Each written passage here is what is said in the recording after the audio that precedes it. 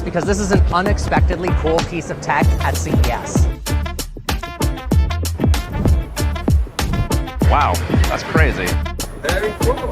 You're looking at something that might redefine home cleaning. Check out the xLean TR1. This thing's crazy. And that just comes right out of there super fast. Yeah. I like that. Without a doubt, xLean was one of the most interesting cleaners that we saw at CES 2026. I really want this thing, and I can't wait to see it come to the market.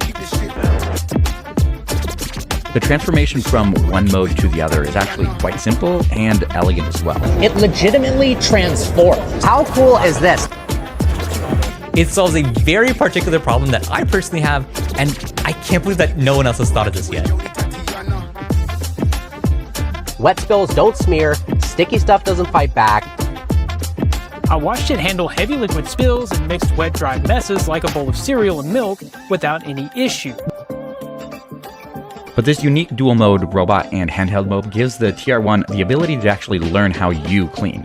And in handle mode, it actually learns how you clean, then it applies those lessons when it's back in robot form. Unlike typical bots, the TR1 doesn't just follow code, it thinks in real time.